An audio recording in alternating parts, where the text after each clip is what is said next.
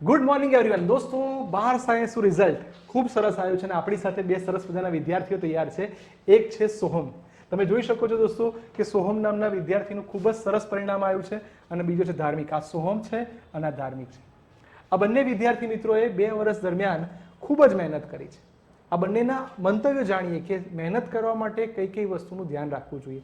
ધાર્મિક આપણી પાસે છે કે જે પોતાનું નામ અને પર્સેન્ટાઇલ કહેશે. મારું નામ પંચાલ ધાર્મિક છે અને મારા પર્સન્ટાઇલ 99.77 આવ્યા છે.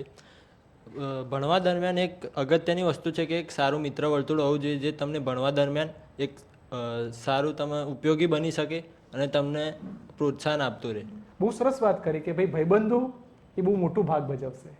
તો ઘણી બધી વાર એવું થાય કે તમારી જો મિત્રતા ખોટા માર્ગે જતી રહેશે તો તમારું ધ્યાન ડાયવર્ઝન તરફ. દેટ મીન્સ આ બધાને ડિસ્ટ્રેક્શન કહેવાય, જે આપણા માઇન્ડને ડિસ્ટર્બ કરે. તો બહુ સરસ વાત કરી કે મિત્ર વર્તુળ એવું રાખો કે જે તમને હંમેશા મોટિવેટ કરતા રહે.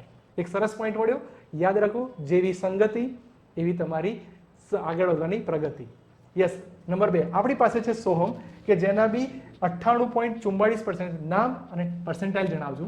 મારું નામ સોહમ પટેલ છે. મારે બોર્ડમાં 98.44% આવે છે. બાયોલોજીમાં મારે 96 માર્ક્સ બાયોલોજી જેવા વિષયની અંદર 96 માર્ક્સ આ વિદ્યાર્થી આપણો લાવ્યો છે. ખૂબ ખૂબ અભિનંદન. બાયોલોજીમાં માર્ક્સ લાવવા માટે એક ચોપડીને બહુ બધા વાર વાંચવી જોઈએ. એક કારણ એટલે ઘણા બધા લોકો એવું કહેતા, થોડું બોલવામાં શરમાય છે, પણ ઘણા બધા લોકો કે પેલું મટીરિયલ જોઈએ, પેલું મટીરિયલ જોઈએ. તો ઘણા બધા મટીરિયલને ભેગા કરવા કરતાં એક મટીરિયલને બહુ બધી વાર વાંચવું જોઈએ. તો તમારું રિઝલ્ટ ખૂબ જ સરસ આવશે. ઓકે દોસ્તો, wish you all the best.